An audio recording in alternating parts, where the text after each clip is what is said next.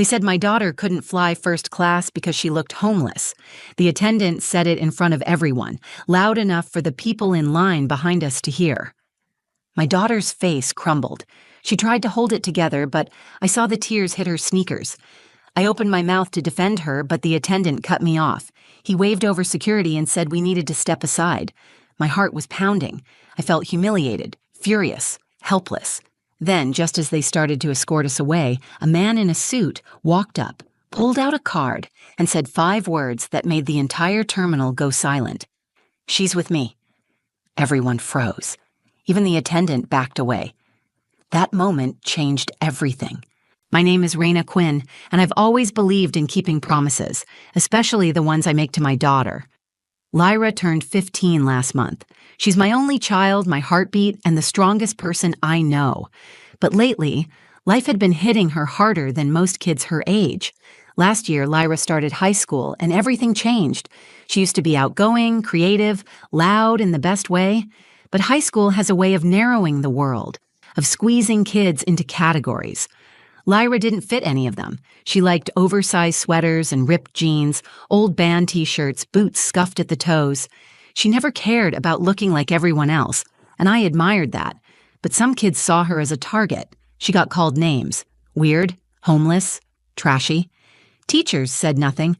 Friends slowly stopped inviting her over. I watched her fade into herself, pulling her hood up, avoiding mirrors, and pretending it didn't hurt.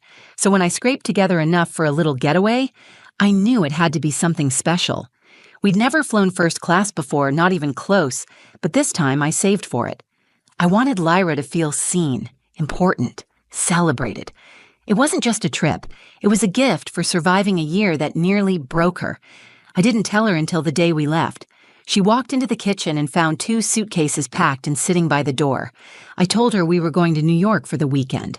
Her eyes lit up in that way I hadn't seen in months. She hugged me tight and whispered, "Really? Just us?" We got to the airport early. She was nervous, but I could tell she was trying to pretend she wasn't. She had put together an outfit she loved. She wore her favorite denim jacket with patches she had sewn on herself, a big hoodie underneath, and cargo pants. Her hair was tied back in a messy bun with a pencil stuck through it, something she always did when she was sketching. She looked like herself. While we were waiting to check our bags, I noticed a few people glance in our direction. One woman gave us a quick up and down and then turned to her husband, whispering something under her breath. I ignored it. People judge. That's on them. We weren't there for them. We were going to have fun. At the gate, I handed our tickets to Lyra and told her to read the seat numbers. When she saw 1A and 1B, her eyes went wide. Wait, first class? You got us first class? I nodded and smiled. Happy birthday, baby. She grinned, really grinned. The kind of grin that lights up a whole face, the kind I hadn't seen in almost a year. She laughed and said, "I feel like royalty." And for a moment she did. But when we walked toward the first-class boarding lane, everything shifted. A young man in a blue airline uniform stepped in front of us. He had a forced, polite smile and tired eyes. He looked at Lyra, then at me, then back at Lyra. "Excuse me," he said. "This lane is for first class." I smiled and handed him our boarding passes. "We're first class." He scanned them, then hesitated. His eyes flicked over Lyra again. I saw his expression shift. His jaw tightened. "Ma'am," he said carefully, "your daughter's attire doesn't meet our premium cabin standards." I blinked. "I'm sorry, what?" He lowered his voice slightly, but not enough. People around us were watching now. "She doesn't appear to be dressed appropriately. We have standards in first class, and, well, she looks—" He didn't finish the sentence, but I saw it in his eyes. I knew exactly what he meant. Lyra froze beside me. Her smile disappeared. Her hands clenched around the handle of her backpack. She stared at the ground. I stepped forward. "Are you serious right now?" He sighed, glancing toward a nearby security guard. "Ma'am, I'm going to have to ask you to step aside so we can resolve this." Everything that was supposed to be magical about this trip, the surprise, the joy, the pride, was instantly tainted. My daughter, who had already spent the past year trying to shrink herself just to survive, was being judged by a stranger in front of a crowd. She didn't say a word. But I saw the tears building. She was trying so hard not to cry.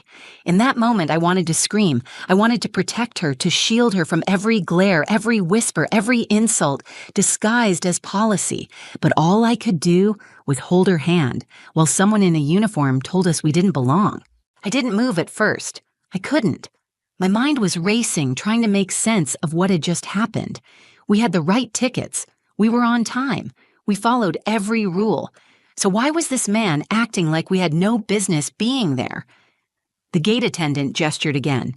"Ma'am, please, if you'll just step aside, we can clear this up." His voice was calm but condescending, like he was used to people not arguing. He didn't expect a scene. He expected me to quietly take my daughter, walk back to economy, and disappear. But I wasn't going anywhere. I looked down at Lyra. Her head was bowed, her shoulders hunched, her cheeks blotchy with silent tears. She looked small, broken. Not because of what she was wearing, but because someone had looked at her and decided she wasn't worthy of respect, not even a second glance. Just judgment and rejection. My voice was shaking, but I stood straighter. "This is my daughter. She is flying first class. We both are. Check your screen again." The attendant sighed and tapped at his tablet, but I could tell he wasn't looking for anything. He had already made up his mind.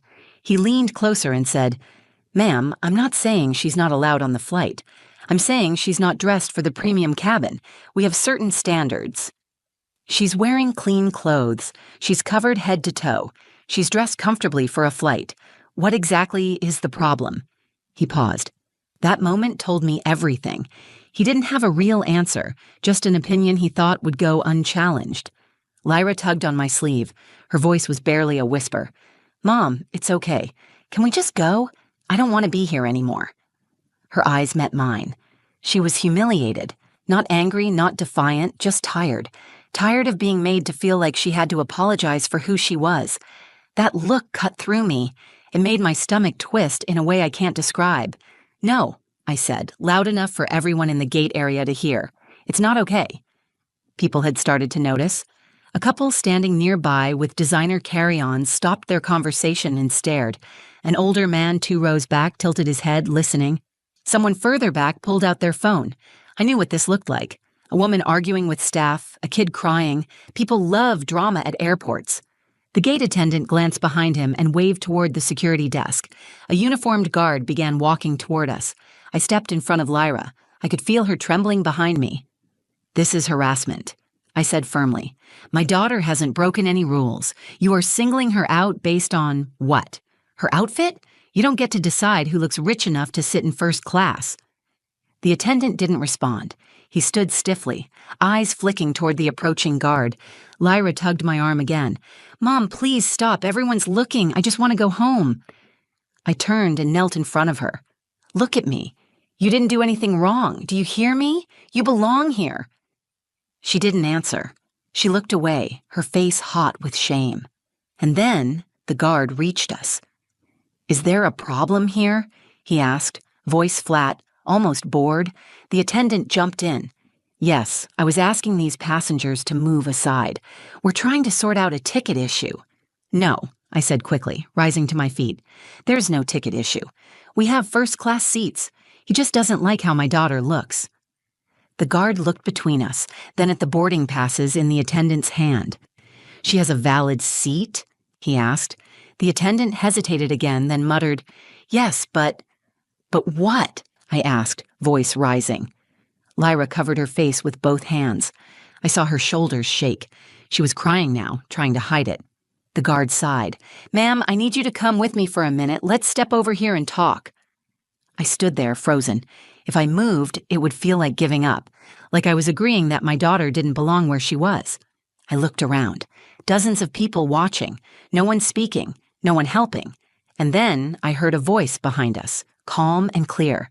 "She's with me." The room seemed to pause. The guard turned. The attendant's mouth fell open slightly. A man in a dark suit stepped forward, holding out a silver card. His expression was unreadable.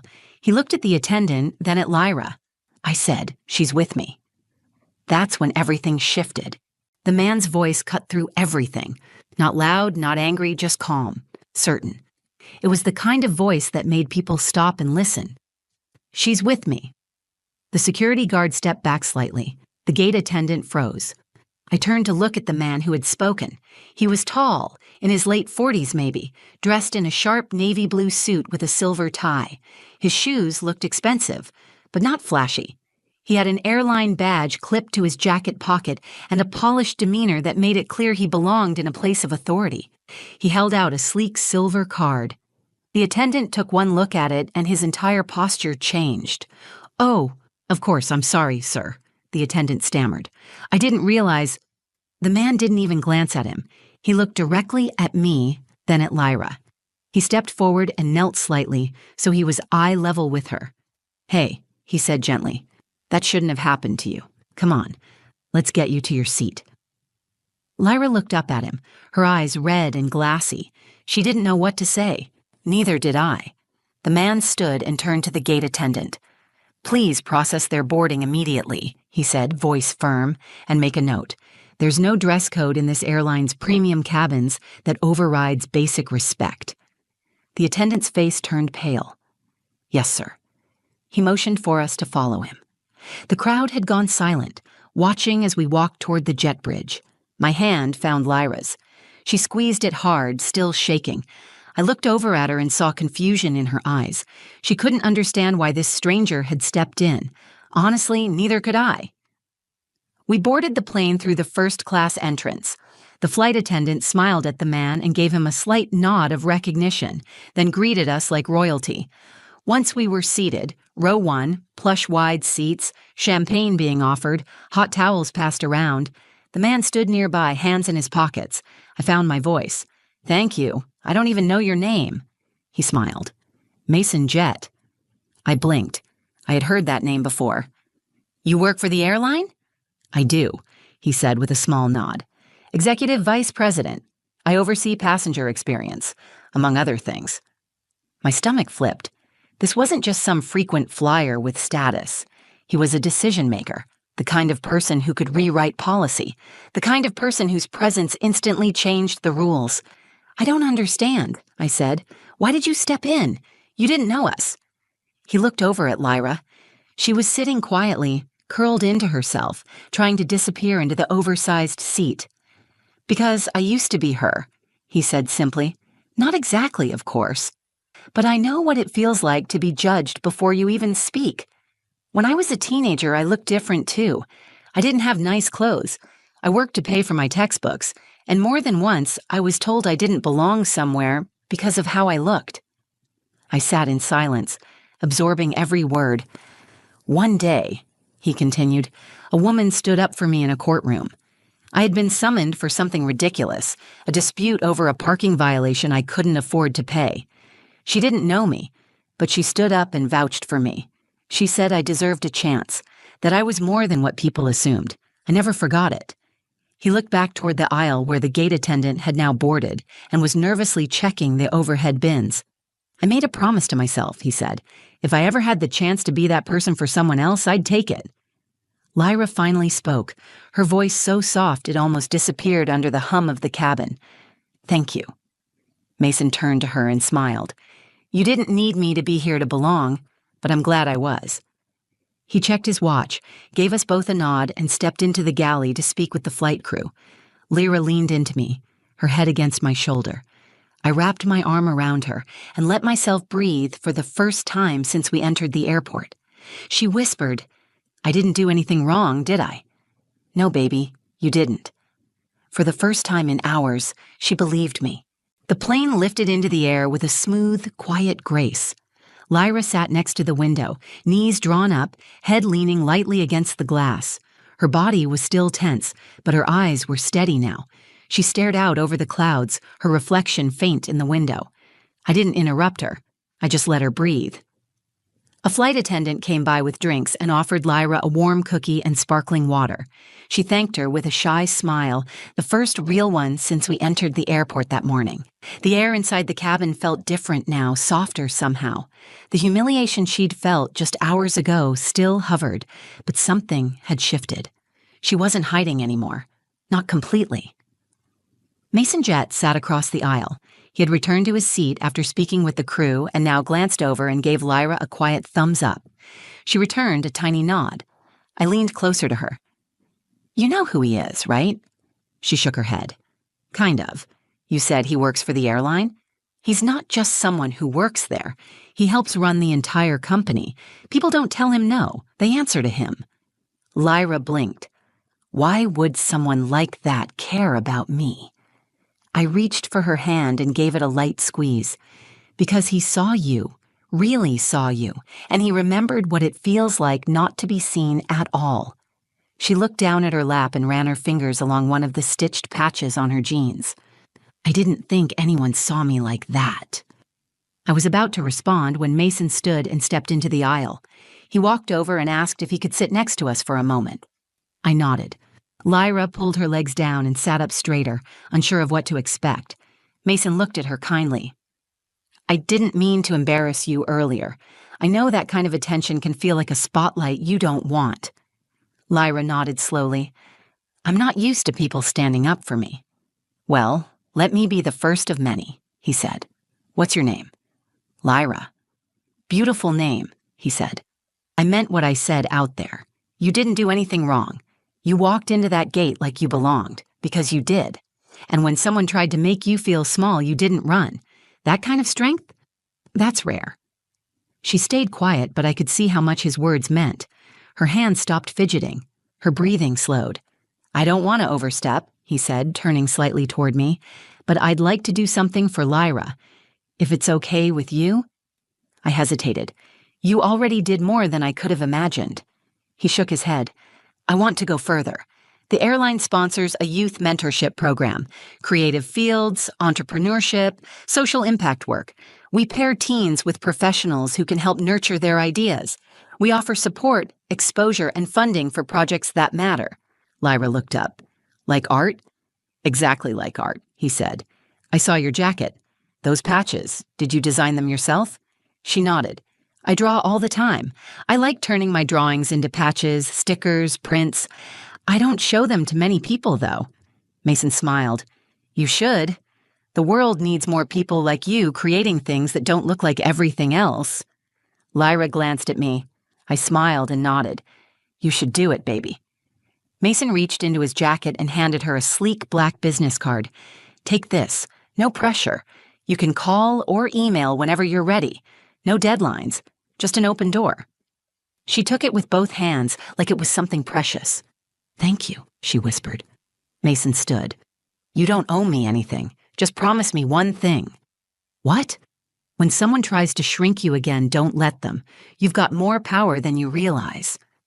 He stepped away and returned to his seat as the flight attendants began preparing for landing.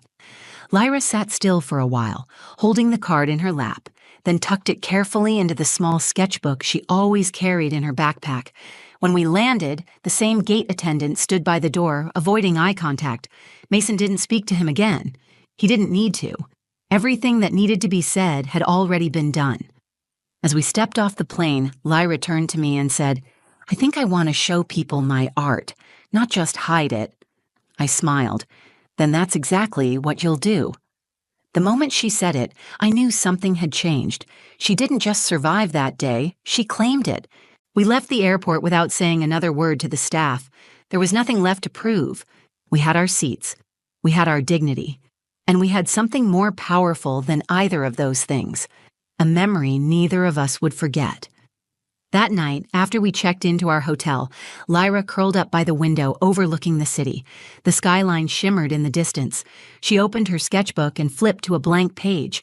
She didn't say anything at first, just sat there, pencil in hand, eyes focused. Then she looked up. "Do you think people will ever stop judging others like that?" I sat across from her on the edge of the bed. "Maybe not all at once, but I think some people are trying. And I think what Mason did today helps. What you're doing right now helps." She glanced down at her drawing, then gave a small smile. "I think I want to make something from this, like a design. Not just about what happened at the airport, but about being seen, about being taken seriously without having to change." I could hear the strength returning to her voice. It wasn't just an idea, it was a decision.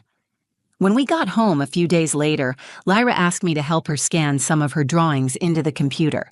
She wanted to turn them into digital patches and prints. I watched her work for hours, completely focused, her creativity pouring out like it had been waiting for permission. She posted a few designs online. At first, she didn't expect much, but then people started sharing them. A local art program reached out, then a youth gallery, then a community blog did a short feature on her story. She called the collection Belonging. Her tagline was simple: "You don't have to match the room to deserve your seat in it." One afternoon, a package arrived addressed to her. Inside was a letter on premium airline stationery. It was from Mason. He wrote, "Lyra, thank you for reminding me why I do what I do. Your courage and voice are more powerful than you know. I've shared your story, with your permission, of course, with our internal teams, and we've started reviewing the ways we train staff to recognize unconscious bias. Change takes time, but it starts with stories like yours. Stay bold." He enclosed a framed photo from the trip. The two of us in our first-class seats, Lyra holding her sketchbook in her lap, sunlight coming through the window. On the back, he had written, "Some flights change more than your location." That photo sits on Lyra's desk now, next to her art supplies, her laptop, and a small notebook full of new design ideas. She still wears her favorite jacket, still wears her style like armor and art, but something's different. She walks taller. She speaks louder. She no longer apologizes for being herself. And I've changed, too. I used to think my job as a mother was just to protect her. But it's more than that. It's about standing beside her when she faces the world and making sure she sees her worth, especially when others try to take it away. What happened that day at the airport could have broken her spirit. Instead, it became the beginning of something powerful. Not because of the airline, not even because of Mason, but because she chose to turn shame into expression, hurt into purpose. I learned that sometimes one voice can change everything. Mason didn't have to speak. He could have walked past, but he didn't. And because he acted, my daughter saw what it looks like when people use power for good. If you take anything from this story, let it be this: don't underestimate the impact of standing up. When you see someone being diminished, speak. When you hear someone being dismissed, intervene. You don't need a badge or a title to make a difference. Sometimes the simple act of saying, "She's with me," is enough to change the entire direction of someone's life. Lyra's story is still being written, but I know this for certain. She'll never forget the day someone looked at her and didn't see a problem to correct, but a person to protect. And neither will I. If this story moved you or made you think twice about how we treat others, do something with that feeling. Speak up. Show up. Choose kindness even when it's inconvenient. And if you've ever been judged for how you look, how you speak, or simply for being different, I want you to hear this loud and clear.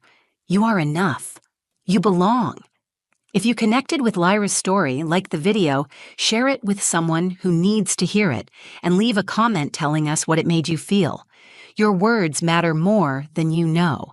And if you want more real stories like this, raw, human, and honest, subscribe to the channel and turn on notifications so you never miss a moment. Thanks for watching, and remember, when someone tries to shrink your light, shine harder.